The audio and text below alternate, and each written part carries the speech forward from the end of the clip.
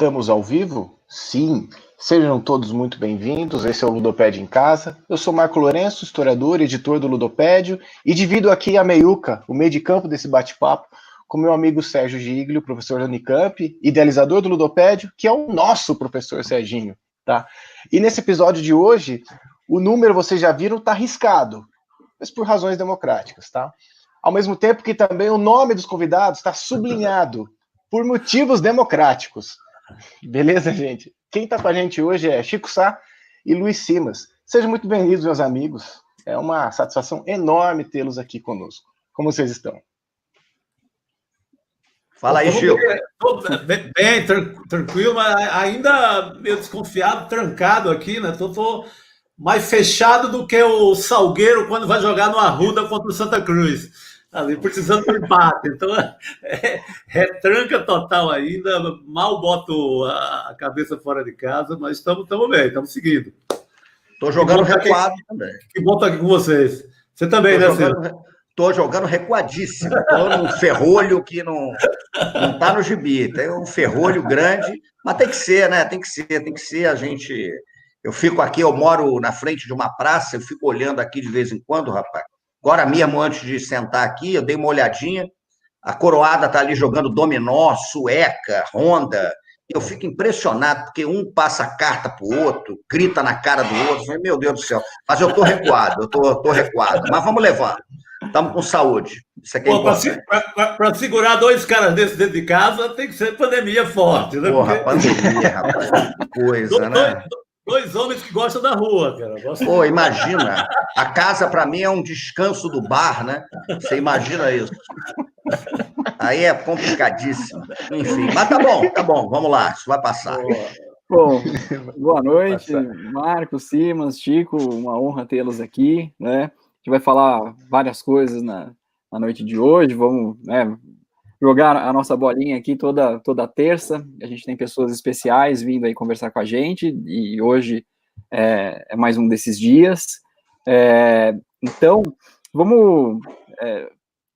nas postagens que vocês fizeram durante o dia, no Twitter, teve pessoas que falaram, pô, mas aí os caras colocam Pelé e Garrincha juntos para jogar, né? Então, fazendo um pouco dessa simbologia que falaram, né? Quero saber quem seria o Pelé e quem seria o Garrincha aí desse jogo de vocês. E falando nesses símbolos, né? Pegando o gancho com essas brincadeiras e a brincadeira do número do programa que o Marco falou, né? Há um debate em torno da apropriação da camisa da seleção, né? Da cor amarela e até do hino nacional. É possível pensar numa estratégia de ressignificação ou reapropriação desses símbolos para conciliar aquela ideia de nação que o futebol trouxe para a identidade aí brasileira? Começo com o Simas, depois passo para o Chico. Boa. Pode ser. Bom, Garrincha ou Pelé, não. Aí, pelo amor de Deus, eu cresci com o Botafogo com Cremilson, Tuca e Puruca, pô. E o Cremilson era um ponta corajoso, o Cremilson era veloz, o Cremilson partia para cima. Então, eu tô mais para Cremilson. Eu gosto do futebol do Cremilson.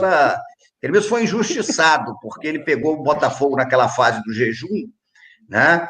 E era meio complicado ali, não tem jeito. O Botafogo não ganhava nem cuspe à distância. Botasse torneio de cuspe à distância no colégio, um garoto com a camisa do Botafogo ia ficar com a boca seca. É uma desgraça terrível.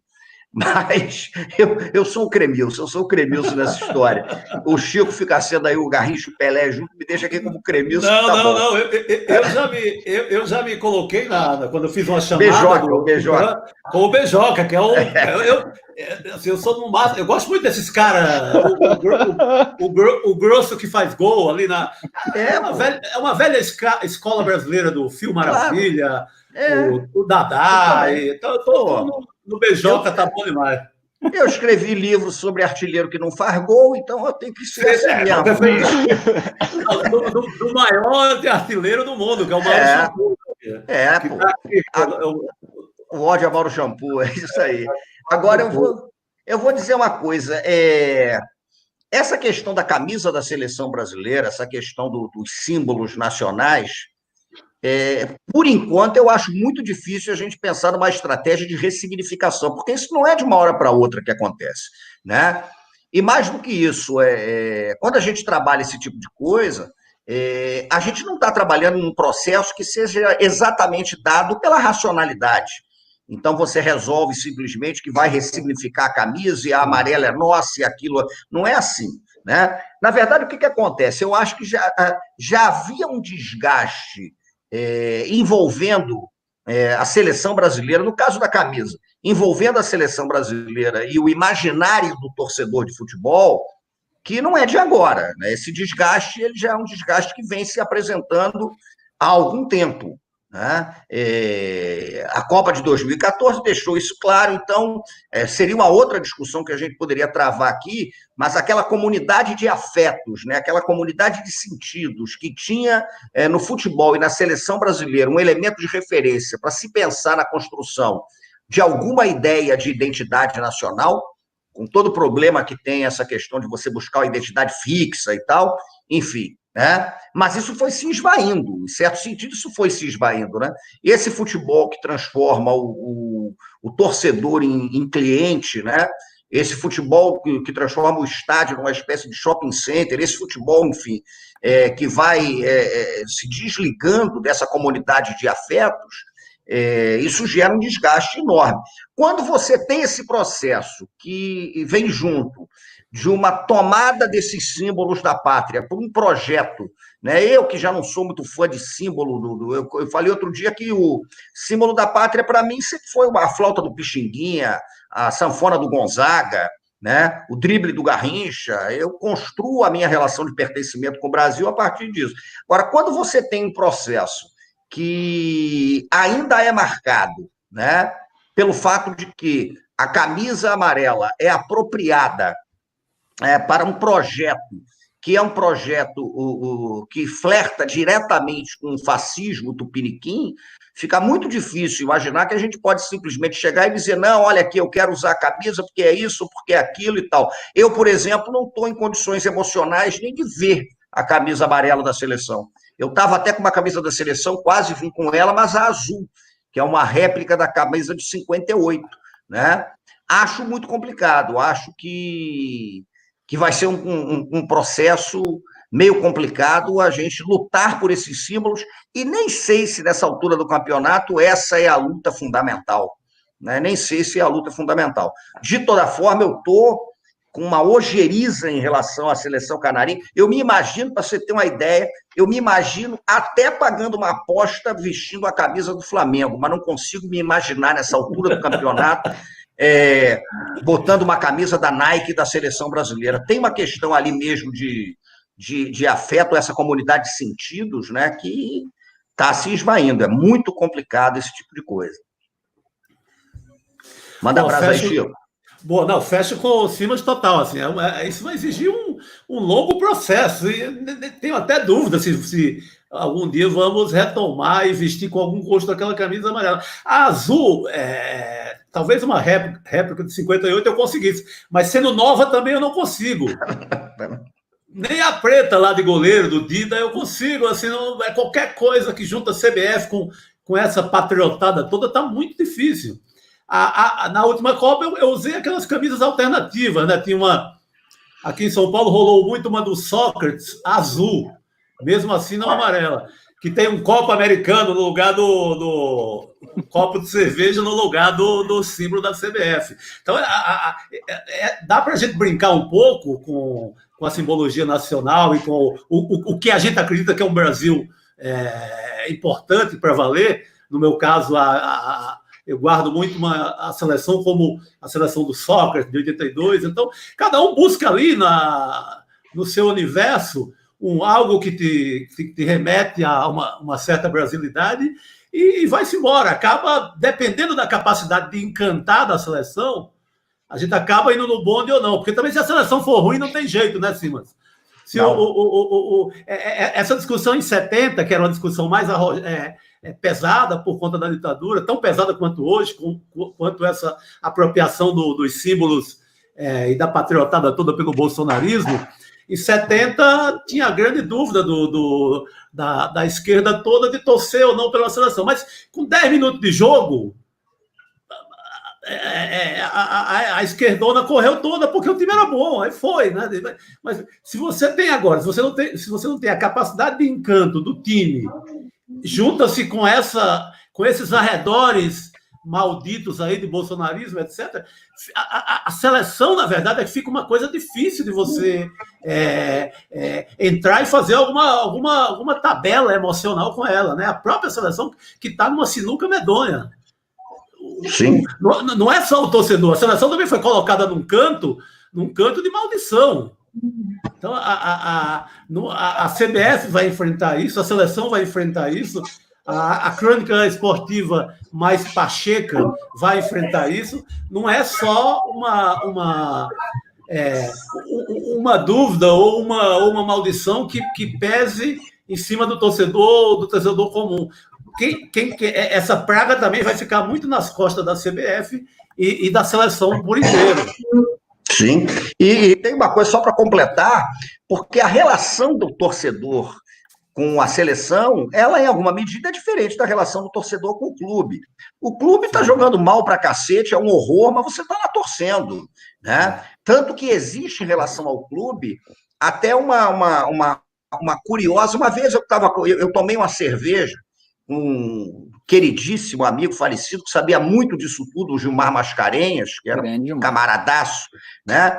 E aí, botafoguense, e a gente estava conversando sobre isso, porque o Gilmar tinha ido ver um jogo no Botafogo, se eu não me engano, no Ceará, um negócio dele, time horroroso. Aí eu falava com ele, pô, Gilmar, mas é ruim demais, cara. Ele falou, cara, mas é isso mesmo, na seleção não, você quer que ela jogue bem. Se ela te encantar jogando bem, ótimo. Se não jogar porcaria nenhuma, você quer mais é que ela se dane, num certo sentido. Mas é diferente essa relação. Então, a reconstrução desses afetos é complicada. Até porque hoje, a própria relação afetuosa que você tem com o jogador de futebol mudou. Né? A aproximação com a seleção passava muito pelo clube também, né? Claro. Você pega a seleção de 82 que você citou, tinha o Falcão jogando na Itália, mas todos os outros, até mesmo o Falcão que estava na Itália, ele tinha uma relação visceral com o Internacional, então você vinculava o Falcão ao clube aqui.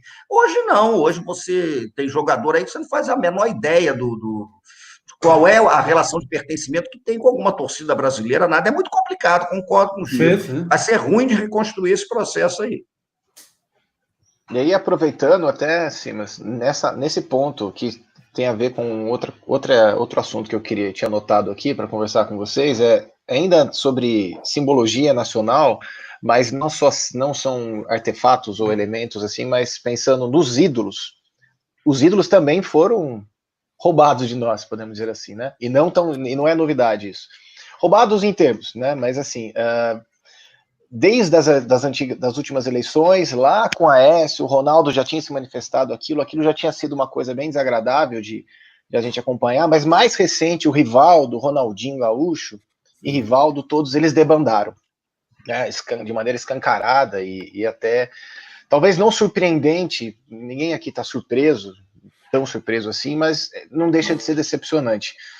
Ao mesmo tempo que a camisa talvez não seja a prioridade para a gente pensar agora, mas talvez a médio prazo, estrategicamente, para a gente reelaborar esse pacto nacional, se é que é possível, passa também por tentar seduzir esses caras para o nosso campo. Vale algum esforço para tentar trazer esses caras para um diálogo, porque um desses personagens, né, flexibilizando a posição que eles estão tendo, pode ser importante? Não? O que vocês pensam sobre isso? Chico, primeiro, já que puxou o Simas agora, o que você acha disso, Chico? Dá para fazer o que com esses ídolos? Dá para esperar alguma coisa? Dá para conversar? Cara, eu acho que eles podem até ouvir, sei lá, algum líder ou alguém que tenha um papel importante na comunidade ali do futebol, numa boleiragem. Mas eu duvido, acho que acho que o pensamento de quem se pronunciou agora é que bate mesmo com esse fascismo aí tupiniquim, como o Simas falou. Isso não é novidade também. Você faz fizer um passeio histórico aí do futebol, de quem se posicionou e quem se posicionou um pouco do centro-esquerda mais para a esquerda, são raríssimos. Você tem ali a turma do Botafogo, do Simas, com o Afonsinho, o Ney Conceição, o Paulo César Caju. Aí, tempo depois, você tem o Sócrates, de uma certa forma, não com o arrojo dessa turma que eu citei, mas, de certa forma, o Paulo André com o movimento do bom senso ali no começo e tal. Mas, e o Juninho Pernambucano, que continua se pronunciando, inclusive hoje.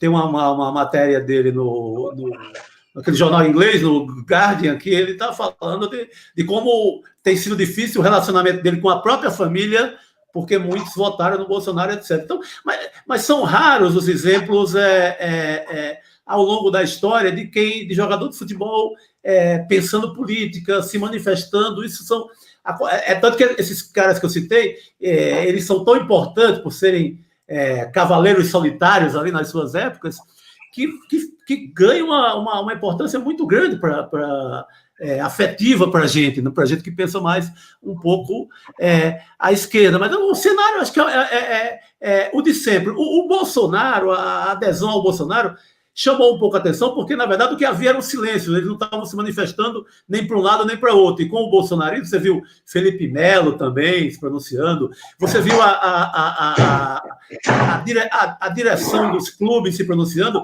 É uma manifestação, de certa forma, muito cômoda, porque, primeiro, eles esperaram os cartolas.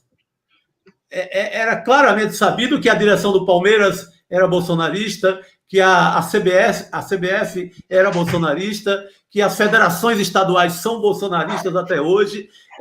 Então, foi uma manifestação, de certa forma, cômoda. Ela não tem o peso da manifestação de um Afonsinho lutando pelo passe livre nos anos 70, e indo contra todo o sistema do futebol da época. Quando ele falava daquele jeito, quando o PC Caju provocava, estava provocando o poder do futebol. Hoje, quando o Felipe Melo se pronuncia a favor do faz arminha de Bolsonaro, etc., ele está simplesmente quase puxando o saco da diretoria do Palmeiras. Não há rebeldia nenhuma nesse manifesto dos jogadores hoje. Assim. É um alinhamento às direções, ao poder do futebol. Sequer tem assim, pode ser louvável do ponto de vista, estou me manifestando democraticamente, seja por quem for, já que jogador de futebol tende a um silêncio monumental e histórico. Pode ter essa, digamos, que a gente tente, no esforço, ver essa qualidade. Mas um manifesto, é quase assinando um abaixo-assinado, um manifesto da direção do clube. Botando a rubrica no abaixo-assinado da direção do clube. Assim, não tem sequer a coragem, o valor da coragem, esses manifestos que a gente viu agora dos patriotas e bolsonaristas.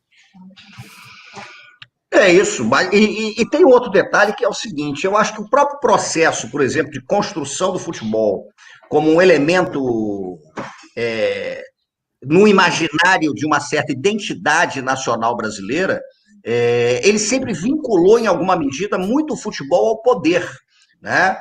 Então, o futebol sempre teve muito vinculado a um certo imaginário do poder. Eu lembro, por exemplo, que uma vez perguntaram para o Castor de Andrade por que ele era, como escola de samba, qual era a posição da mocidade. Ele falou o seguinte, olha, escola de samba é que nem o jogo do bicho, nós somos a favor de quem está no poder. E ele falou isso com a maior clareza. Quem é que está no poder? É esse, então eu sou a favor. Vai ser o outro, então eu sou a favor. Então, eu acho que tem uma certa construção aí do futebol no Brasil, e passa por esse processo mesmo da confusão entre Estado, nação, aquele negócio todo, né? Que elaborou um certo discurso sobre o futebol, muito presente nos jogadores de futebol, né? Que flerta mesmo com essa ideia de que você tem que respeitar o poder e ponto final, você tem que estar ali perto do poder, né? E o próprio jogador de futebol, com raras exceções, ele se vendo como um serviçal que está ali a serviço do poder do clube, essa coisa que está acontecendo aí. Hoje você ainda tem um outro processo, que é o seguinte, a gente não mensura mais qual é realmente a opinião de um jogador, porque esses caras todos hoje, eles têm media training, esses caras hoje têm os agentes que fazem as redes desse cara. Certamente, o Ronaldinho, quando tira aquela foto com a camisa 17, né, da seleção no dia da eleição, foto posada, ali você tem uma conversa que certamente envolveu o irmão, aquela coisa toda, ó, o homem vai ganhar, então a gente já vai, né, e flerta com ele. A coisa está tão feia que é difícil hoje você acreditar em qualquer opinião que um jogador de futebol dê, exceções confirmam a regra, né? Porque esses caras hoje são cercados por isso. Então, você tem monitoramento de rede social, né? Eu conheço, por exemplo, gente que já foi Twitter de jogador de futebol. Sim, sim. Uma pessoa conhecida, não vou revelar quem é, porque a pessoa ganhou dinheiro por conta disso, mas virou o Twitter do jogador. Qual é a sua profissão atualmente? Eu sou o Twitter do fulano, né? Eu escrevo as coisas sobre fulano, né? E aí, quando aparece um jogador usando a sua própria conta, em geral diz, puta, falou merda, fez besteira e tal. Então, é curioso como o jogador de futebol ele é essa marionete, muitas vezes, né? Então, é complicado esse tipo de coisa. E eu penso muito nessa questão mesmo. Há uma certa visão, uma certa percepção do clube de futebol, cruzando com o que o Chico falou, que é a percepção de que você tem que fazer o jogo de quem está no poder, é com o poder que você tem que dialogar sempre. As exceções confirmam a regra, né? Isso é marcante na história do futebol brasileiro. Sim. E aí, puxando o gancho da fala do Juninho de hoje, né? Mais ou menos ele vai lá na reportagem, ele vai falar também do Neymar, que ele precisa, de alguma maneira, parar para repensar o que a vida ensinou para o Neymar, né? E se questionar. Será que também não se constrói uma idealização do que se pode esperar do Neymar em relação à vida, né? Porque me parece... Não só o Neymar, né? Não só o Neymar, mas ele talvez seja o maior representante desses jogadores. Aí vira, né, a carreira de jogador vira um case, né? Vira um case de sucesso. Né? Não é mais carreira, é um case. Um pouco nessa linha. Simas, vocês querem começar? Porque ainda está muito recente essa ideia do jogador de futebol inserido na cultura das celebridades, né? Isso daí é um fenômeno recente. Então, o jogador de futebol transformado em celebridade midiática dessa maneira, né, tão intensa como a gente tem, ele é um fenômeno muito recente. Então, de certa forma, como viraram essas personalidades midiáticas, né, jogador de futebol que é influenciador, você imagina esse negócio, como é que funciona esse tipo de coisa, né? Às vezes também a gente joga uma expectativa no jogador de futebol que não corresponde, no fim das contas, ao que efetivamente é, e não corresponde ao que é o mundo do futebol brasileiro. Isso não corresponde, né? Você pode ter certeza de uma coisa, é uma impressão que eu tenho. Se a gente vê, né? Eu vou pegar o exemplo do Neymar, enfim, não é nem porque o Juninho falou do Neymar, vou dar um exemplo concreto. É muito mais fácil você ver o Neymar se manifestando contra alguma atrocidade politicamente, se a turma que assessora o Neymar descobrir que aquilo vai ser bom para a imagem dele. Então, a gente já está chegando a um ponto que parece aquele poema do Fernando Pessoa. O cara é um fingidor que finge tão completamente que chega a fingir que é dor, a dor que deveras sente, né? Então, você não sabe mais, por exemplo, quando um atleta se manifesta contra o racismo, e é ótimo que se manifeste, é importante que se manifeste, né?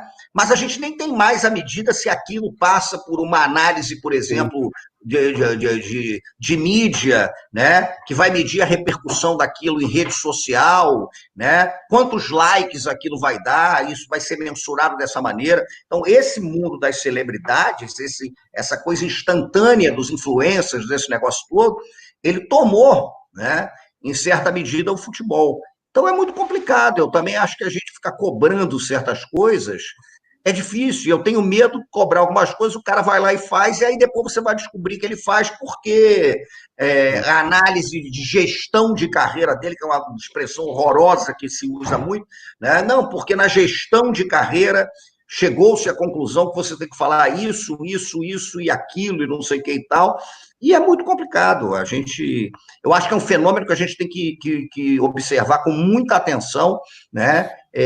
Os impactos que esse fenômeno tem no mundo do futebol, né? É muito novo, né? O boleiro como celebridade, assim, com uma importância nesse universo de celebridade é muito recente. E Neymar incorpora isso como ninguém. Neymar é uma celebridade universal, é o exemplo mais bem acabado desse novo lugar do jogador de futebol. Ele era um lugar da estrela do rock, da música, de qualquer outra, da novela, do cinema americano. Esse lugar cabia a todos eles.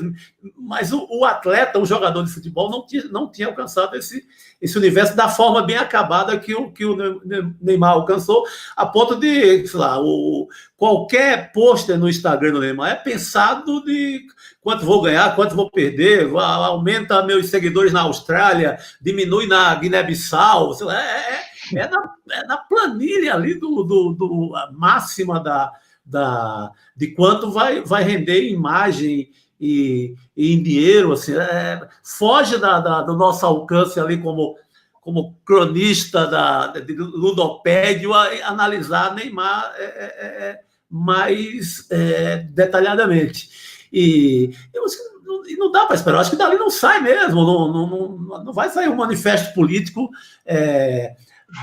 do Neymar de forma alguma, né? Nada, nem digamos, da manifestação que seja mais unânime possível. Não sai. Ali acho que não tem como você ficar cobrando e colocar o Neymar também como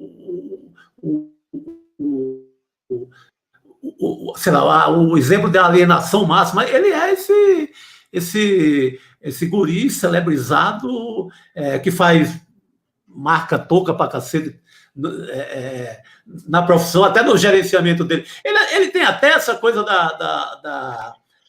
tem uns 0,1% ali de anjo torto dele, que ele acaba estragando um pouco, às vezes ele estraga um pouco o roteiro que está desenvolvido para ele, junto à assessoria, etc. Quando faz uma merda, sei lá, leva uma mulher para o hotel e briga, arruma confusão, ele até quebra um pouco esse roteiro de celebridade planejadíssima.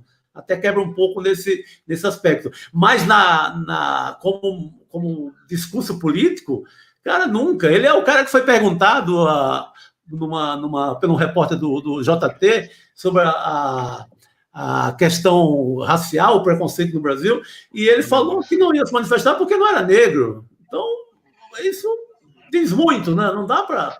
Não sai mais. Sai no máximo a questão que é importante em alguns momentos dessa caridade que muitos artistas fazem. Ele tem uma instituição que ajuda a molecada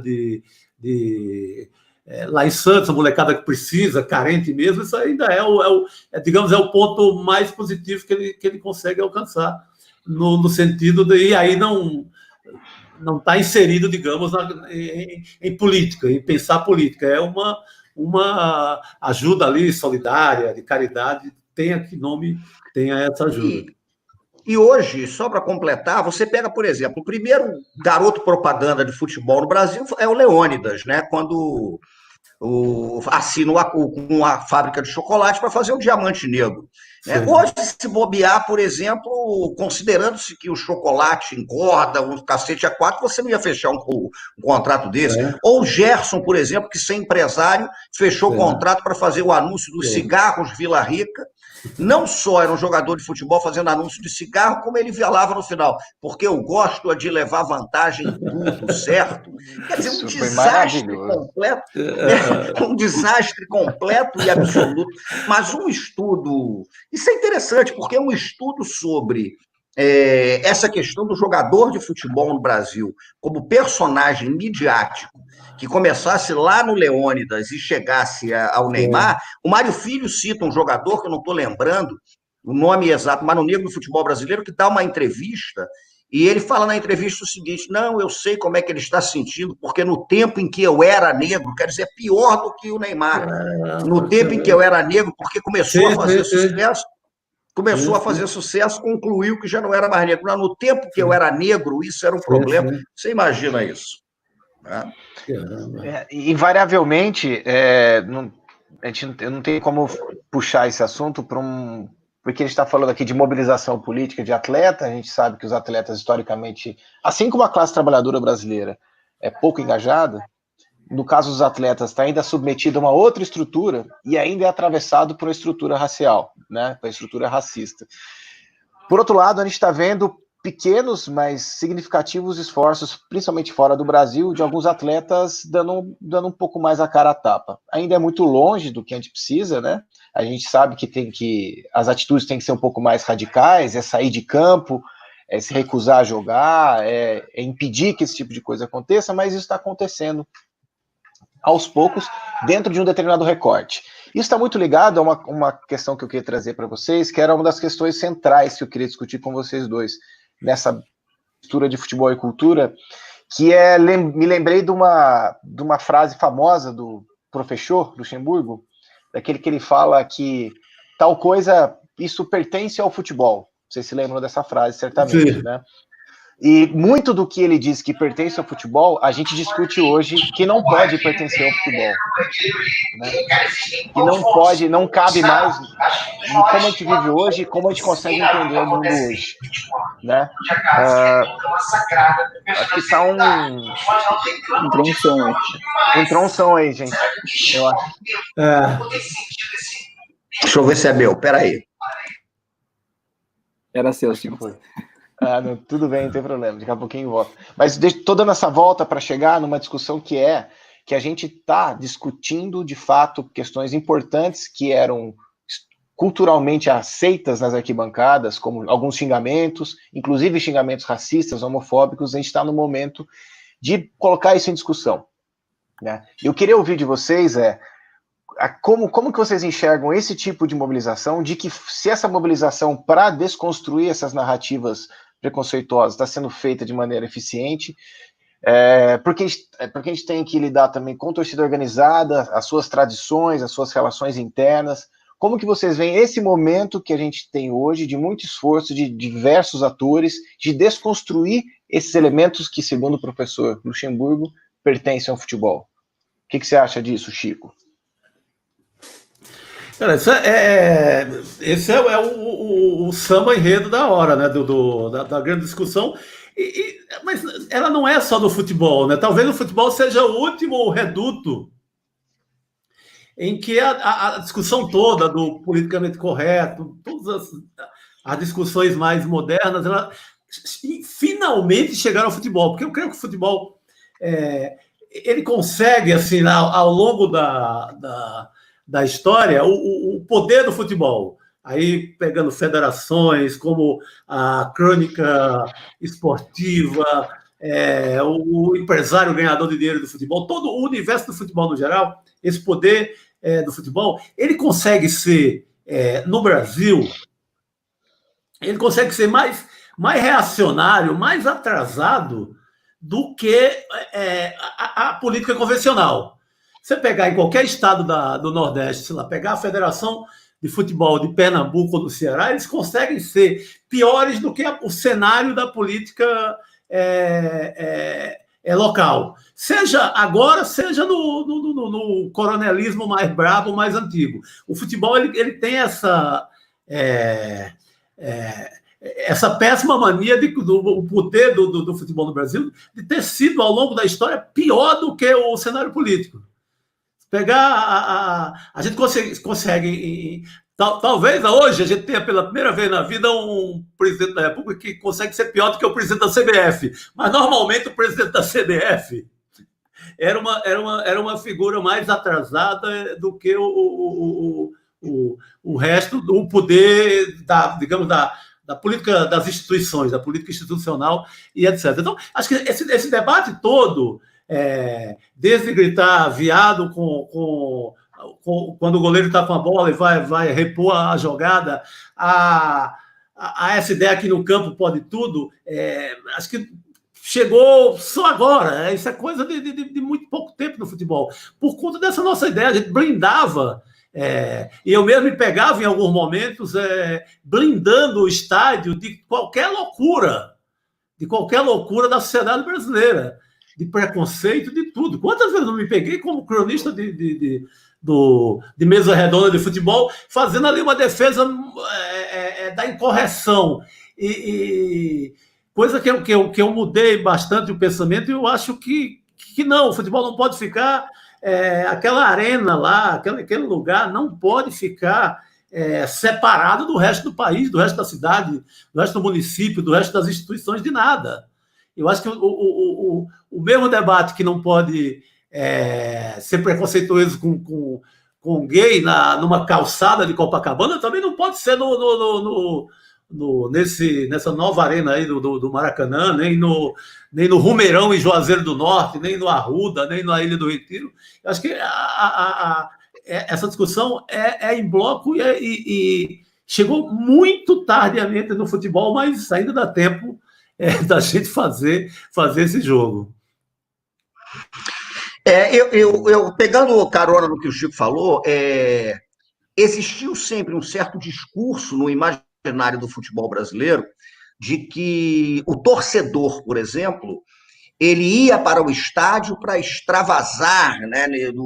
E a vida se tornaria mais suportável se você tivesse o estádio como um elemento de extravasamento de suas angústias, né? Isso é um discurso que foi muito comum no futebol, né? Ali o cara entrou numa outra dimensão, e eu acho que nós alimentamos também esse discurso. Sim. Todo mundo se alimentou muito desse discurso de que, olha, você está entrando numa outra dimensão, ali é o cara que trabalha fudido de segunda a sábado, e aí no domingo ele vai para o estádio realmente para soltar, né, os seus cachorros.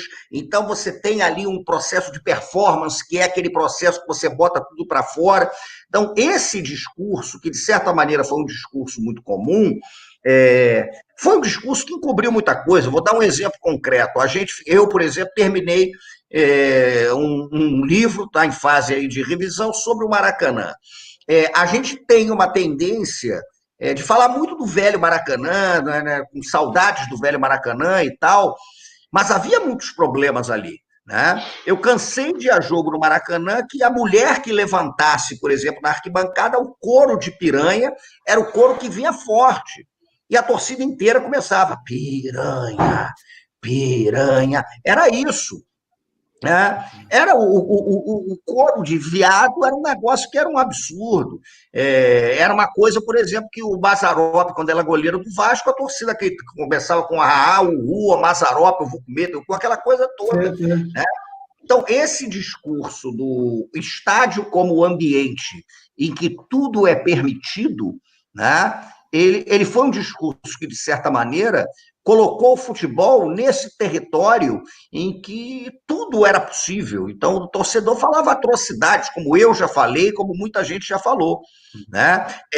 Era uma coisa, por exemplo, que é impactante. A gente, quando tem a final depois da Copa de 50, a crônica esportiva discutia seriamente se a derrota da seleção no Maracanã não se devia ao desequilíbrio emocional típico de negros brasileiros, né? Que é uma gente desequilibrada, é intuitiva e tal, mas incapaz de ter frieza naquele momento. A gente viu no início dos anos 2000, por exemplo, quando o Dida virou arqueiro da seleção, uma entrevista do Chico Anísio, o falecido Chico Anísio, dizendo que achava que goleiro negro era uma coisa que tinha que ser afastada, porque não pode ter goleiro negro, isso está na rede, né? Então, em certo sentido, eu vejo sempre o futebol como um sintoma. O futebol é um sintoma do país, né? O futebol explica, em larga medida, as questões que envolvem o país e é explicado por elas. É um processo ali que você tem essa interação. Né? Mas, curiosamente, esse território da barbárie, em que tudo era permitido, de certa maneira, acaba também sendo um retrato poderoso de um certo Brasil. Era como se ali você tivesse liberado para soltar os seus cachorros.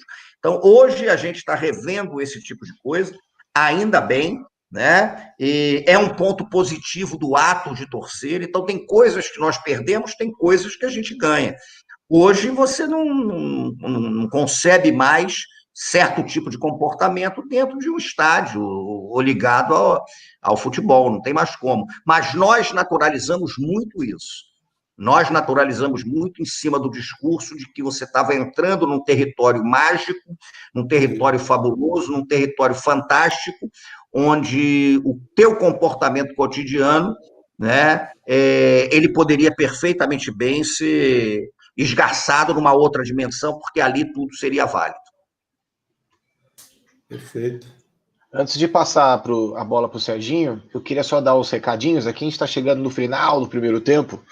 E aí a gente sempre dá um somebody love aqui para os nossos amigos que estão nos assistindo. Pessoal, primeiro, obrigado para a turma toda que acompanha sempre a gente. Tem muita gente nova que está acompanhando o Ludopédio em Casa hoje pela primeira vez, então sejam bem-vindos, venham sempre.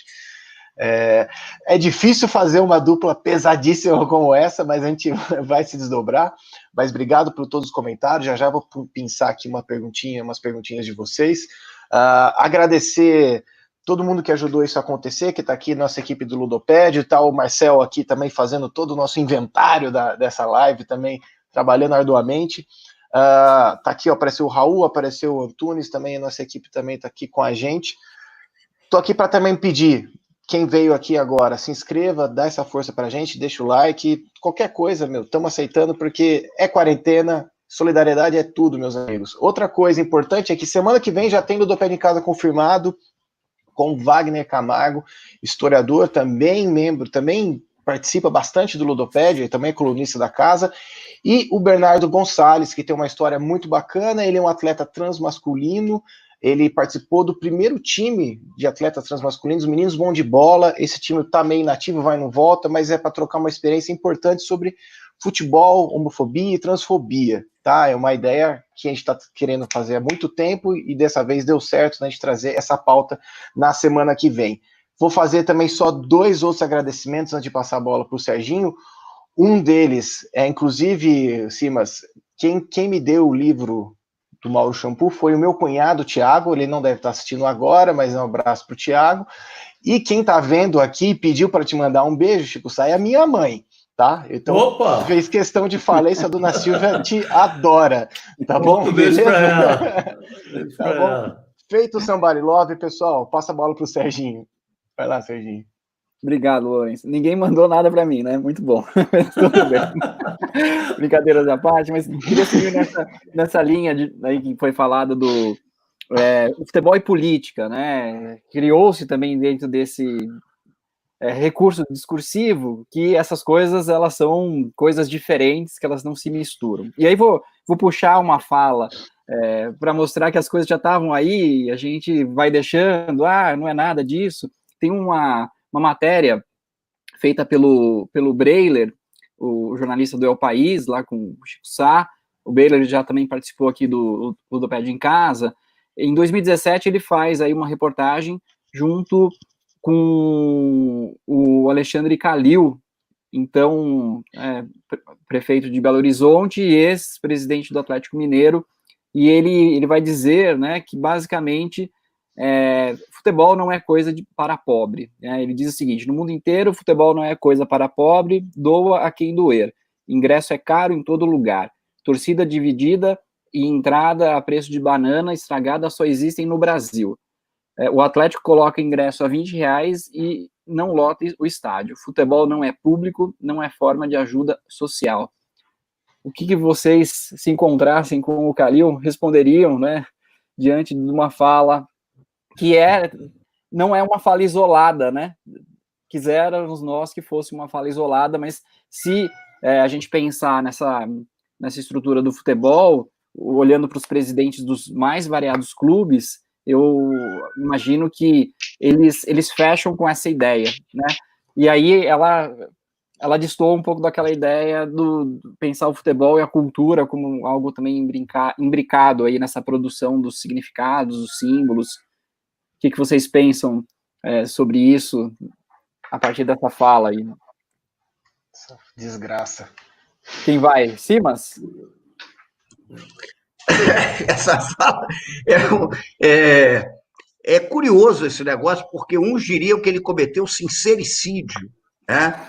Aquela coisa de é isso mesmo, e ponto final, essa visão. O que eu acho é o seguinte, eu acho que essa fala do Calil, ela está muito ligada ao que eu costumo dizer, que é uma certa tensão que existe entre o que eu chamo de evento da cultura e o que eu chamo de cultura do evento, né? Então, o futebol no Brasil, por todo o processo de construção do futebol no Brasil, por todo o processo de popularização do futebol, por tudo que o futebol representou em um país em que os canais institucionais de exercício da cidadania foram constantemente fechados com recorte racial, com recorte classista, com recorte de classe, o futebol ele ocupa um espaço no imaginário brasileiro que é um espaço mesmo da ascensão, a legitimidade, né, de certas camadas da população que viram no jogo de bola,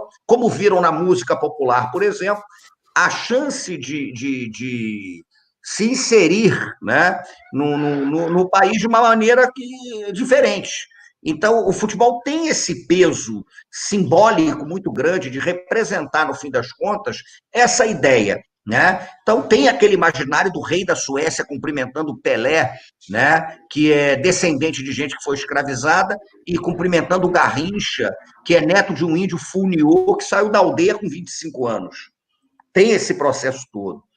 Entretanto, o que acontece?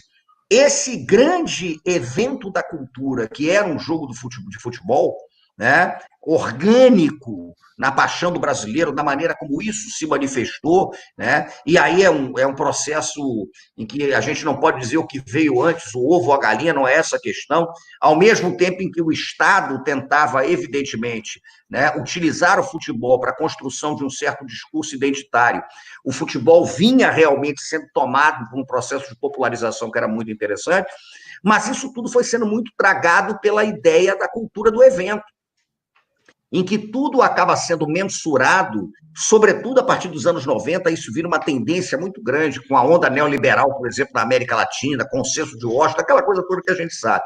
Mas o que vai acontecer? Nesse sentido, você realmente tem um processo de deslocamento do futebol, né? Então, nessa medida, o que passa a valer? O que passa a valer, na verdade, é o futebol visto como produto. O que passa a valer, na verdade, é o torcedor visto como um potencial consumidor desse tipo de produto, né? O futebol acaba sendo, de certa maneira, tragado por uma certa cultura da economia, em que tudo precisa ser mensurado pela capacidade de retorno econômico que aquele tipo de coisa tem, né? Isso vai cruzar com uma série de outras questões que são muito polêmicas.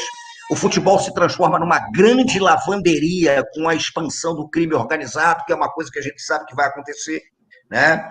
Então, você tem uma série de fatores nesse processo que acabam tragando o futebol, né, para essa dimensão mesmo de uma cultura do evento que mensura tudo, no fim das contas, pela capacidade de giro de capital que aquela atividade enseja. Então, o que o Calil está dizendo ali, na verdade, não é nem sobre futebol. O que ele está falando ali é sobre o país, sobre um projeto de país. Porque o futebol não está desvinculado de um projeto de país. Então, quando você diz que no estádio de futebol não cabe o pobre, o que você está falando, na verdade, é que no país não cabe o pobre, né?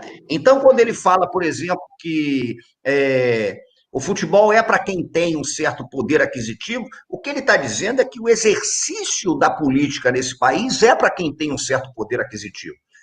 O resto nem é mais visto como sobreviventes, são as sobras viventes que estão ali, né? Eu sempre digo isso, quando você pega os discursos que vieram acompanhando o fim da geral do Maracanã, não é a geral que o cara quer tirar dali, é o Geraldino que ele quer tirar do estádio. Quem não tem mais espaço é o Geraldino, é ele que não interessa. A geral tem ou não uma questão da arquitetura do estádio, mas o Geraldino não interessa. O cara não dá retorno nenhum, ele não vai consumir o produto, ele não vai pagar R$400 numa camisa, né? Ele não vai torrar R$120, por exemplo, em lanche no estádio, não tem esse tipo de coisa. Então, aquilo que o Calil está dizendo Na verdade, ele fala sobre o futebol, mas o que está sendo discutido aí é o país. É por isso que eu digo, o futebol é um sintoma. A gente pode entender a história do Brasil a partir do futebol. Eu, por exemplo, não sou um cara que pense o futebol. Eu penso a partir dele. E a partir dele eu tento entender essas conexões. Agora, esse sincericídio do Calil é um projeto de país. E é um projeto de país que está aí, ou não é? Ele está mentindo? O projeto de país é esse. É um projeto de país, né, em que mensura quem você é a partir do poder que você tem que se inserir na lógica da circulação de capital, ou então como um corpo domesticado para a lógica do trabalho que sustenta essa circulação. De resto, você não interessa mais. É isso que está sendo dito. Boa, Simas. Para não repetir o que o Simas disse de maneira excelente, eu pegaria a Copa feita no Brasil, 2014, como, acho que ali é o marco de consolidação de tudo isso que o Simas falou, assim, vamos patentear essa porra mesmo como um grande produto, como uma história que vai ter consumo e não cidadania, que vai ter consumo Para que eu ter 200 mil no Morumbi, sendo ingresso mais barato, se eu posso botar 50 mil, vou ter muito mais dinheiro. Aqueles 50 mil vão comprar minhas camisas, vão comprar todos os produtos que o São Paulo colocar à venda nos próximos 30 anos, vão comprar o pacote da TV a cabo. Então, é uma escolha elitista do país. O Calil, que foi tão bem, que está indo até bem na questão da pandemia, nisso aí ele é um cara sempre hiperbólico, exagerado. Eu acho que ele quis, inclusive, colocar assim, na cara do pobre, na cara do miserê nacional, a sinceridade extremada. Esse negócio não é mais para vocês. Vocês fiquem, porque se você for pegar a televisão também, a TV sofre esse mesmo... Não tem o ingresso, mas tem as assinaturas. A TV está deixando para o domingo, que o domingo seria o filé do futebol. Nem sempre, dependendo da praça, você tem o melhor jogo no domingo na TV. Está ficando também o resto. Para quem pode ver só na TV aberta, eu falo da TV aberta, o cara que só tem a TV aberta, só tem o futebol das 4 da tarde, e o Silvio Santos no outro canal, e mais uns 3 ou 4 opções ali, ele também não está tendo mais o grande jogo.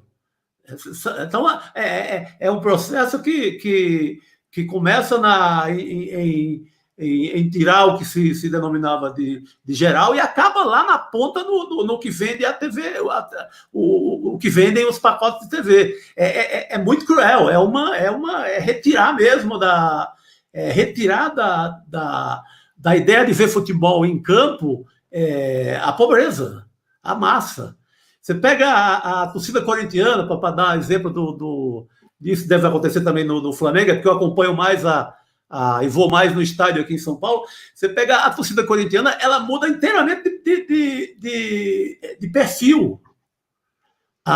Eu presenciei jogos do Corinthians, já na Libertadores, que deu no Mundial, algumas a torcida tendo que distribuir papelzinho com o canto das torcidas, porque estava indo lá, e não era nem arena, era o mesmo velho Pacaembu, mas já aplicado o modelo de arena, um modelo de ingresso muito caro.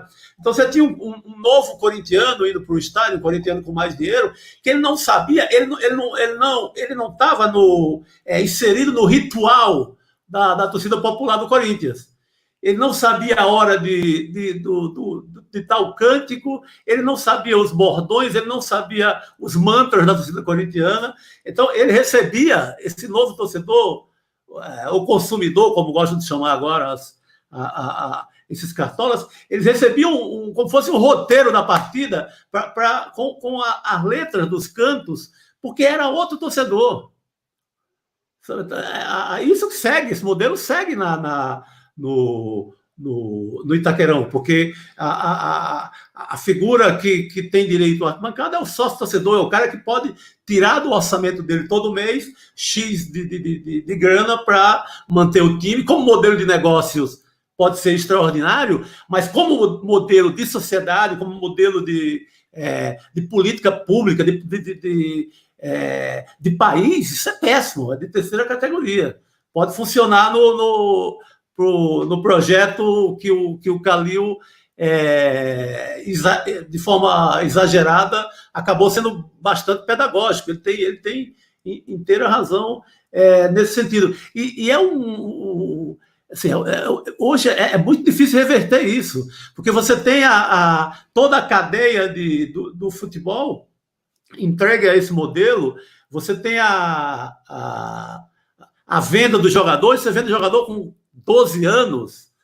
Com 12 anos ele não pertence mais sequer à cidade dele, ele é vendido muito cedo, porque vira uma commodity internacional, ele tem que ser exportado para algum lugar, como é o aço do Brasil, como as nossas matérias-primas de sempre, né, de terceiro mundo. Isso inclui até o moleque lá que tem 12 anos, está no Santos, mas já está pré-vendido para fora. Então, esse modelo que o Cima deu ali uma trajetória de quando ele começa, eu acho que ele consolida no tal do padrão FIFA e fica. Claro que dependendo da situação econômica do Brasil, pode viver bom momento, mau momento, mas o jogo jogado de hoje é ele. Vou juntando algumas perguntas aqui do pessoal que tem tudo a ver com o que a gente está dizendo. Da Mariana, um comentário do Lucas também, de mais alguém que eu já perdi aqui, que tem a ver com... Bom, estão falando do Flamengo, fazendo críticas também ao que o Landim, comparando o Landim com o Khalil, mas aqui, na verdade, eu aprofundo até a pergunta, pensando no texto que até saiu essa semana, que eu escrevi essa semana, pensando dessa aproximação do Olavo bolsonarismo com a diretoria do Flamengo, não apenas na relação política, mas também no seu modo de operação, né? No seu modo de fazer as coisas. Então, assim, o ataque à reputação também já é uma coisa que é vista, e os jornalistas são os primeiros a sofrer, também esses que cobrem o Flamengo, também já estão sentindo como é que funciona o exército de milícia digital, né? Mas, para além disso, o que eu acho que é interessante a gente tem alguma coisa em disputa nesse momento, com essa briga por direitos de transmissão. Nessa disputa, a gente tem uma brecha ali para tentar propor alguma coisa positiva, Simas?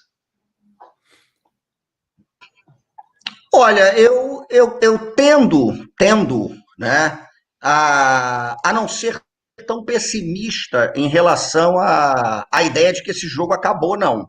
Né? Quando você pensa, por exemplo, no que aconteceu com as novas arenas, você vai ver que o projeto desses caras para essas novas arenas era muito pior, inclusive. Sim. Tem uma porrada de coisa que eles não conseguiram fazer, inclusive pela reação de movimentos coletivos e organizados de torcedores. Porque quem conheceu, por exemplo, o projeto do que seria o novo Maracanã para essa turma, se essa arena já é problemática, se aquele projeto sai do papel, seria muito pior, né? Era escancarar mesmo a ideia de um shopping center, com a destruição da escola Frederich, com a destruição de tudo, e houve uma mobilização ali. De certa forma também, o estádio vai sendo apropriado pelos torcedores de algumas maneiras que tentam encontrar uma fresta, uma brecha nesse processo de exclusão. Então, me parece que existe a disputa. Eu acho que a disputa está aí. O jogo tá sendo jogado. Né? Eu não acredito nas coisas que não tem dinâmica. Claro que tem uma dinâmica. Nós estamos perdendo nesse processo, nós estamos perdendo. Né? Nós estamos atrás nesse processo, nós estamos atrás, óbvio. Mas eu acho que o jogo continua. Agora, quando você vê, por exemplo, uma operadora de telefonia celular, ela fez uma pesquisa há coisa de 4 anos, eu tenho os dados dessa pesquisa, e essa pesquisa estabeleceu, por exemplo, que mais de 70% dos torcedores que iam para os estádios entravam em redes sociais, por exemplo, durante o jogo. Então você vê que coisa curiosa. O cara está durante o jogo entrando numa rede social e o que importa não é nem ele estar vivendo aquela experiência, é ele mostrar para todo mundo que está vivendo aquela experiência. Então sai o gol do time dele, a preocupação dele é se filmar mostrando o momento que ele está emocionado.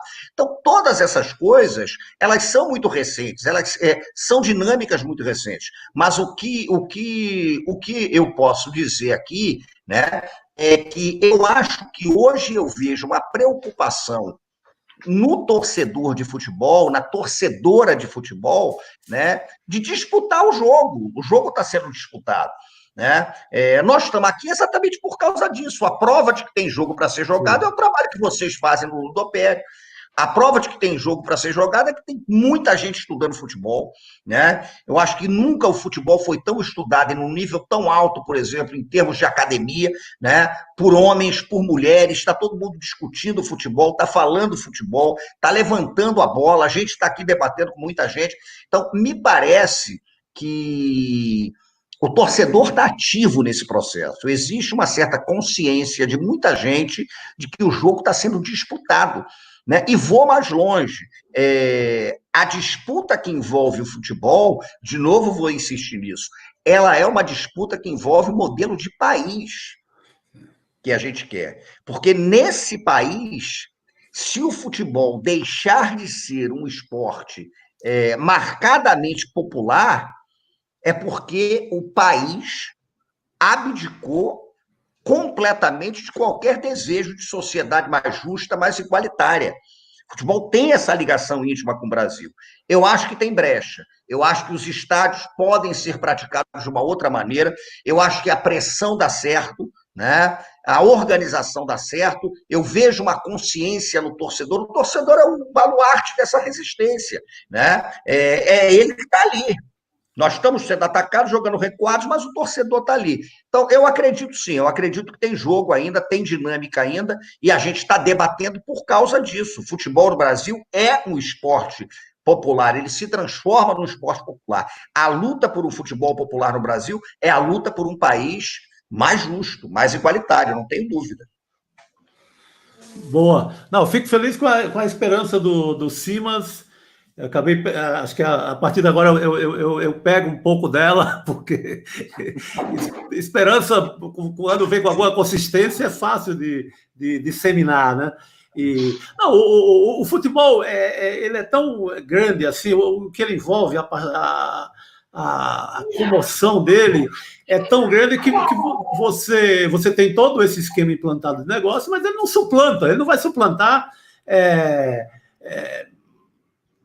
nenhum Fla-Flu, nenhum Botafogo e Flamengo, estejam os times como estiverem, ele transborda do Maracanã, sendo o Maracanã antigo ou novo, transborda e acaba incendiando todo mundo. Mas uma coisa que o Calil faz, assim, a meu ver, de forma muito mais honesta do que o Landim, do que a direção do Flamengo, para a gente voltar para esse universo aí, é a sinceridade. Mesmo com esse sincericídio, ele está sendo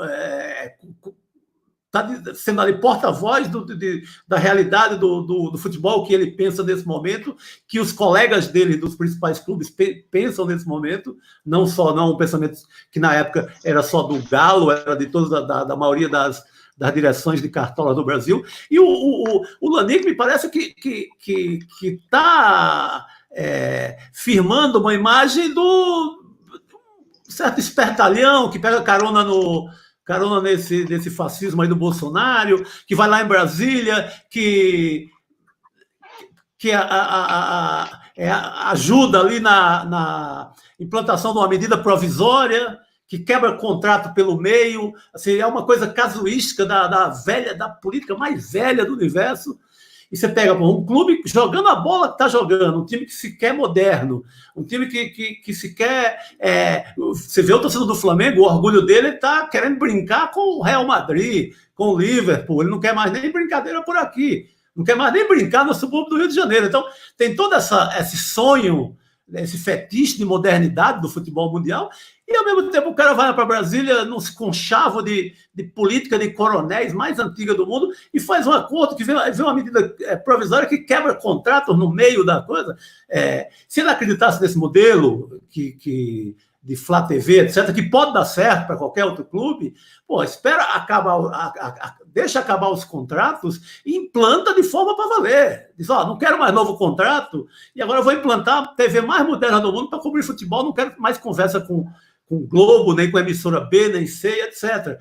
Mas é o cara que vai para o bastidor mais lamacento de Brasília fazer um acordo que é casuístico, que vem por uma medida provisória, que é um artifício que o governo, que o presidente usa para ser o menos democrático possível, para já implanta de cara, depois se discute com o Congresso. Então, esse modelo da cabeça e das ações da diretoria do Flamengo, elas não batem com o sonho do torcedor do Flamengo de ser um time moderno, de ponta no mundo. Então, estou praticando um futebol de Liverpool e estou jogando o futebol dos velhos coronéis, da pior espécie, sabe? E não só coronel do Nordeste, porque toda vida que fala em coronel, acha que é coronel do Nordeste. O coronelismo é o cuecismo no interior de São Paulo, é o que se faz é o aecismo em Minas Gerais, sabe? É o Cabral no Rio. Assim, o coronelismo, quando fala em coronel, você tem associação imediata ao coronelismo do Nordeste, mas acho que o que o Flamengo pratica é esse velho coronelismo da política brasileira, esse conchavo, essa aliança, e parece uma coisa meio espertinha. Vou lá, quarta-feira à noite, tomo lá uma coisa com o Bolsonaro e vamos aprovar um negócio, vamos quebrar todo mundo, sabe? E só para completar, esse negócio da maneira como aconteceu, lembra muito que o Sérgio Buarque de Holanda falava desse ruralismo que está entranhado no brasileiro, inclusive no processo da urbanidade, porque sim, até para ser moderno, a gente tenta modernizar mergulhado em certas características de um ruralismo que é braba. Então, sim, você vê, realmente, é um conchavo típico daqueles coronéis da República, da Primeira República, né? Sim, aqueles caricaturais de novela do Dias Gomes, aquele negócio todo. Sim. Então, em nome da modernidade, você mergulha no que há de mais entranhado numa certa tradição ruralista brasileira, como você falou, e é perfeito. E só para completar, e esse processo todo do futebol, hoje, a Europa já está rediscutindo muita coisa. A gente sabe disso. Hoje rola uma discussão na Europa que não dá para manter esse modelo que elitizou violentamente o futebol, porque a coisa é complicada. Então, tem uma ampla discussão, tem muito mais gente mais capacitada do que eu para falar sobre isso, sobre a problemática que envolve clube e empresa, né? Como é que funciona isso. É um processo que vem matando os pequenos clubes no Brasil, que isso é um absurdo, né? Você pega, por exemplo, o Rio de Janeiro, que era o Rio de Janeiro que você tinha o clube como um elemento de construção de sociabilidade de bairro, inclusive. Estou usando o Rio como poderia usar qualquer lugar do Brasil, mas você pensa um Olaria, um Bom Sucesso, um Campo Grande, um São Cristóvão, um Bangu, uma Portuguesa da Ilha, é a construção da sociabilidade do bairro que está inserida naquele processo todo, né? E a tendência desses clubes é sumir, é desaparecer, né?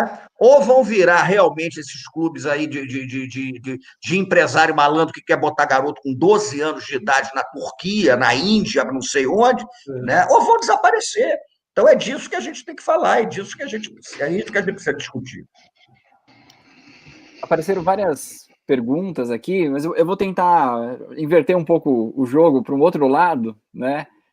Mas mantendo o nosso esquema tático aí, que é o futebol e cultura, e queria ouvir um pouco de vocês a respeito de duas pessoas muito importantes na sociedade brasileira que faleceram recentemente por conta do Covid-19 e que traçavam muito uma relação com o próprio futebol. Queria ouvir de vocês aí, não é nenhuma pergunta, é uma fala mais aberta sobre o Aldir Blanc e o Sérgio Santana. Eles faleceram, acho que faz 2 meses, o Aldir, e um pouco menos o Sérgio Santana, e que se dedicaram, em algum momento da trajetória deles, a olhar para vários elementos da cultura brasileira e para o futebol. Chico, primeiro? Pode ser. Cara, o Aldir Blanc, é de vocês um texto que está sobre o Aldir Blanc, o futebol e Aldir Blanc essa semana, né? Saiu ontem. Saiu ontem, tinha acabado de ler hoje. Isso, é o texto do Luiz Eduardo. Sim. Veloso Garcia, ele estuda o Aldir Blanc, ele tem um mestrado falando sobre o Aldir e o futebol. O Aldir Blanc, assim, eu não conheço, conheço as músicas que citam futebol e tal, mas eu não tenho e amo o Aldir Blanc, da música dele no geral, da figura que ele foi. O Simas teve um convívio mais próximo aí dele, pode falar muito melhor, muito mais apropriadamente do Aldir. Virou nome de lei agora, numa lei justíssima, que viva a lei Aldir Blanc. Vai salvar muito, tem muito artista, assim como o próprio Aldir, que não tinha nem plano médico, né, que era direito para se safar numa hora dessa. O que tem de artista brasileiro hoje, pela hora da morte por aí, não está no gibi. Mas do Sérgio, eu acompanho assim, desde o primeiro momento, essa escrita dele do futebol como ficção, né? Eu acho que ele talvez seja o maior trabalho do futebol no terreno da ficção no Brasil, seja o do Sérgio Santana. Muita gente, ao longo da história, bateu uma bola aí com futebol e ficção. Você tem assim, uma enxurrada na parte documental, você tem uma enxurrada de livros durante a Copa do Mundo e tal, mas você tem a academia que, como o Simas falou, cada vez produz mais estudos mais bonitos sobre futebol e sociedade hoje, mas o futebol com ficção sempre foi uma coisa mais rara, assim, sempre se produziu de maneira muito acanhada. E eu acho que o Sérgio ele vem ele resolve essa parada, assim. O cara que, e não é só assim para aquela coisa como fosse um conto de encomenda que bota aí o futebol no meio dessa coisa e junta futebol com não sei o quê. Não, ele consegue tornar ficção e futebol uma coisa orgânica, quase como fosse a mesma coisa. Eu lembro do primeiro conto, talvez tenha sido o primeiro conto dele mais firmemente nessa área, que foi Na Boca do Túnel, que está naquela coletânea uma coletânea que inicialmente ela se chamava 11 em Campo e um Time de Primeira, que era organizada pelo Flávio Moreira da Costa. Ali tem o Rubem Fonseca, tem a Lia Luft, sei lá, tem mulheres, homens, tem todo mundo ali com alguma coisa do futebol. Uns de maneira mais arrojada, outros ali cumprindo a encomenda que também é do jogo. Mas o Sérgio, nesse conto, ele já abre toda a caixa de ferramenta ali do que pode render o universo do futebol para a ficção. O conto, não sei se vocês lembram, é de um técnico, um professor bem cerebral, de um time do subúrbio carioca, aquele cara que risca na lousa ali no começo do jogo como o time vai jogar e tal, e ele faz uma viagem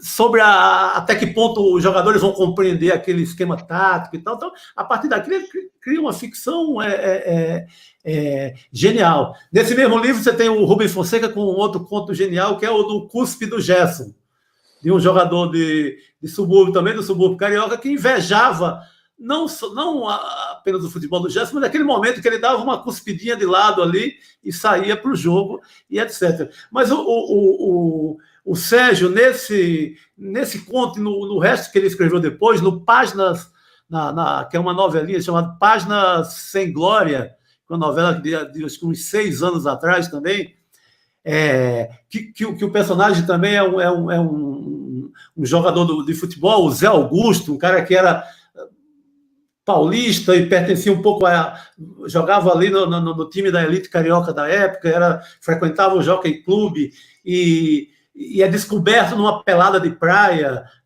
Ali Sérgio Santana bota a alma do Rio de Janeiro inteira naquele conto a partir de um jogador de futebol. Então, é o cara que eu acho que ele deixou para a gente, assim como uma herança sem fim, essa ideia de que o futebol pode render ficções maravilhosas. Eu acho que o drible do Sérgio Rodrigues talvez não existisse daquela maneira se não fosse a escrita de futebol, de ficção de futebol do Sérgio Santana. E o Sérgio, não com essas palavras, de outra forma, agradece muito a ficção do Sérgio Santana para que o levasse ao drible. Então, é o cara, eu acho que qualquer moleque ou qualquer cara mais experimentado como nós, ou mais velho, que é o termo mais adequado, se quer desenvolver ou fazer alguma coisa no mundo da ficção, tem que mirar ali no que o Sérgio Santana deixou, porque e o que chama mais atenção é isso, assim, porque não tem o conto dele sobre futebol, a narração dele sobre futebol não deixa transparecer em um segundo que é aquela coisa de encomenda ou que resolveu bem a coisa. Não é que eu resolvi bem, eu fiz uma coisa extraordinária e provei para todo um universo de descrença que o futebol, sim, rende uma puta ficção. O Sérgio vem e escancara isso. Isso é um legado sem fim que o cara deixou. O Aldir, eu acho que o Aldir tem uma coisa que é fenomenal, que é fundamental. O Aldir, ele era obcecado com o homem comum, né? E eu acho essa obsessão do Aldir pelo homem comum é linda, ela é muito bonita, né? O Aldir era um sujeito que lançava um olhar sobre a cidade, sobre o mundo, mas era um olhar mesmo tentando observar, tentando ver o que acontece no cotidiano das pessoas comuns. Em tudo que existe de maravilhoso, em tudo que existe de tragédia nesse processo. Então, o Aldir era muito interessado nesse tipo de coisa. Esse mergulho que o Aldir dá na vida das pessoas comuns, tentando entender como é aquele tipo de coisa, é impressionante. Então, você pega, por exemplo, a música do Aldir, né? O Aldir, por exemplo, é o cara que vai escrever vai fazer uma letra descrevendo, por exemplo, a coisa mais corriqueira que você possa imaginar, uma história suburbana em que a mulher sabe que o cara está traindo ela mete o nome do cara na boca do sapo. E aí ele descreve numa letra como é que você faz um ebó na boca do sapo para matar o honorato. Isso aí é um negócio fascinante. Ao mesmo tempo, né, o Aldir é um sujeito que entende o que representava o futebol para o cotidiano das pessoas comuns. O que representava o futebol entranhado na vida do povo brasileiro. E o futebol que interessava ao Aldir, no fim das contas, não é o futebol que está sendo jogado dentro do gramado, não é isso. Mas o Aldir tinha um profundo interesse nesse mergulho na cultura dos comuns. É uma expressão bonita, por exemplo, do Michel Vovelli, quando ele fala dessa questão, né, de buscar o comum, né, esses caminhantes comuns. O Aldir tinha esse mergulho. Então, quando ele vem com um gol anulado, quando o Aldir vem com... tá lá o corpo estendido no chão, por exemplo, em cima de um bordão do Januário de Oliveira, né, quando o Aldir vem com essa coisa toda, ele tem a dimensão do que representava o futebol, como o futebol estava entranhado na alma dessas pessoas comuns. Então, essa característica marcante do Aldir é que faz com que ele transforme o corriqueiro em épico. O Aldir transformava o corriqueiro numa epopeia. E essa questão de você pegar o corriqueiro, o aparentemente banal, né? Aquilo que não tem muita luz, aquilo que não está no centro das atenções, e mostrar que há, né, um olhar épico sobre aquele tipo de coisa, é fascinante. Então, ele observava o futebol a partir da perspectiva do torcedor. Não tenha dúvida, né? E isso era muito bonito, mas o futebol está inserido num contexto mais amplo, inserido num contexto que está presente a macumba, inserido num contexto que está presente o avanço do neopentecostalismo, inserido num contexto que está presente a violência, em que está presente a dor, em que está presente o namoro, em que está presente a paixão, em que está presente o medo, a castidade, a masturbação, a punheta, a paquetá, tudo isso era a matéria-prima da poesia do Blanc. Então, essa preocupação com o comum, e é muito bonito para concluir, porque pensar o futebol a partir das pessoas comuns, pensar o futebol como um lugar de construção de pertencimento e sentido de vida dos homens comuns, é muito forte. É muito forte. E essa é a grande relevância que o futebol tem para o Brasil, para a construção do que a gente imagina que seja o país.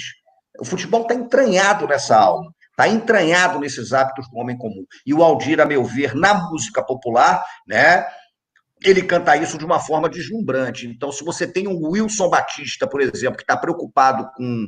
O Wilson canta muito o jogo que está acontecendo, né? O Wilson olhava o jogo e transformava o jogo em samba. A preocupação do Aldir era com o homem comum. E isso eu acho que é mais fascinante. Esse olhar da epopeia sobre o corriqueiro. É assim que eu acho que ele trabalha o futebol. Excelente. Simas, mandaram o Aleph Souza mandou aqui também para o Chico, né? Chico, o Luiz Eduardo que escreveu o texto sobre o Aldir está acompanhando a conversa. A tese de doutorado dele foi sobre você. Ele é muito seu fã. Mande um abraço para ele. Sim. Pô, beijão, Luiz Eduardo, cara. Pô, que é o texto de ontem do Ludopédio, que está lá na primeira página, falando sobre o Aldir, né? Excelente. Simas, vou puxar um pouco o gancho disso tudo que você falou, para a gente tentar encaminhar aí. Eu já assisti outras entrevistas que você deu, e eu gosto muito da sua explicação quando você faz uma análise do futebol como um fato social total, né?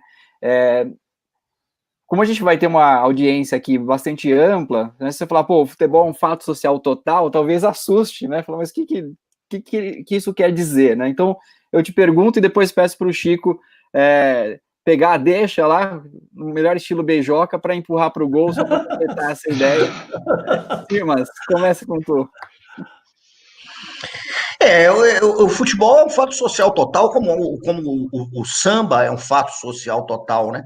No sentido em que você pode pegar o futebol transcende a ele mesmo. Então, quando eu penso futebol nesse sentido do fato total, era o sentido mesmo da transcendência dos limites do campo, a transcendência dos limites da arquibancada, a transcendência dos limites do estádio, e ele cruza com tudo. Então, o futebol cruza com as maneiras como você enxerga a vida, o futebol cruza com as maneiras como você lida com a morte, o futebol cruza com os sabores que você sente, com o cheiro que você sente, com o olhar que você coloca sobre as coisas, o futebol cruza com a roupa que você veste, com a maneira como você se comporta na família, como é que você constrói suas sociabilidades, seus afetos, como é que você mata, como é que você morre, como é que você celebra, como é que você ama, né? Nesse sentido, ele é um fato completo. É um complexo civilizatório que está inserido num contexto que envolve o jogo, que é de uma amplitude crucial. Por isso é que eu digo, por exemplo, que há uma diferença entre pensar o futebol e pensar a partir do futebol. Se o futebol é um fato social completo, como eu acho que ele é, pensar a partir do futebol te leva a dimensões que você pode pensar os aspectos mais diversificados sobre a vida brasileira, sobre a nossa trajetória, sobre a nossa construção, sobre a nossa beleza e a nossa dor, sobre o que a gente ama e o que a gente odeia, né? As nossas formas, os nossos modos de ser, os nossos modos de construir pertencimento ou de construir desapego, né? Então, é nesse sentido que eu acho que o futebol tem que ser interpretado como um elemento fundante para a gente pensar o Brasil, pensar a brasilidade, pensar as mulheres, pensar os homens brasileiros, pensar a questão de classe, pensar a questão de raça. O futebol é esse fato completo. A partir do futebol, a gente tem um arco imenso para que a gente reflita sobre as nossas belezas e as nossas danações. É por isso que eu acho que é um elemento crucial, é um elemento fundante para a gente pensar o Brasil e os nossos modos de estar no mundo. Futebol, para mim, é isso. Boa, Simas. O Simas falando, eu fiquei lembrando das cervejas tantas com o Dr. Sócrates, e ele defendia o futebol como uma disciplina, e bate muito aí com o que o Simas falou, o futebol como uma disciplina de escola, do jardim da infância à universidade. O futebol como aquela disciplina que poderia ser uma disciplina alternativa, mas era no futebol que o professor ia resolver o problema de física para o aluno que não conseguiu entrar na física, de português para o cara que não conseguiu entrar na gramática, ou da matemática. Assim, ele achava que o futebol tinha essa capacidade de despertar no moleque que ia mal na escola ou que não tinha nenhum interesse, que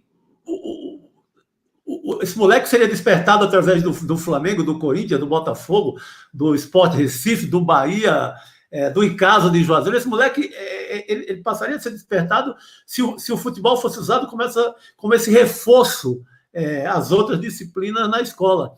Isso era a grande utopia do cara. Ele queria, assim, naquele desejo de participar mais da política, ele dizia que se ele fosse alguma coisa, que tivesse poder de decisão para valer, ele foi apenas secretário de esportes de Ribeirão Preto, mas se ele tivesse algum cargo nacional um dia, ele dizia que eu vou implantar isso, ou vou tentar lutar por esse projeto agora.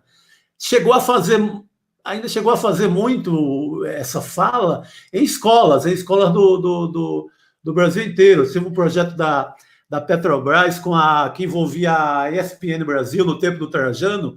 Ele ainda chegou a praticar um pouco, praticar essa utopia, se é que é possível praticar utopias, mas ele chegou a fazer uma rodada no Brasil todo, em muitas cidades pequenas do Nordeste, com essa conversa, com essa ideia de tornar o futebol ou uma disciplina alternativa, ou um reforço escolar, ou um elemento que despertasse no aluno o gosto pela história, pela geografia, ensinar geografia a partir da localização dos clubes, do time de amor, de devoção das crianças e tal. Então, era uma obsessão do Dr. Sócrates, essa história que só reforça a ideia do Simas desse futebol, dessa simbologia total, né? Através do futebol você resolve a letra, você faz a letra do gol anulado do Aldir Blanc e você explica a diferença social no Brasil. Então é de um poder e ainda pouco utilizado, né? Como essa ideia do doutor. Então tem esse diabo é maior do que a gente imagina. Gente, vou ter que informar todo mundo que esse Ludopédia em Casa, que teve provavelmente mais um recorde, então um atrás do outro, né, Serginho, está chegando ao fim.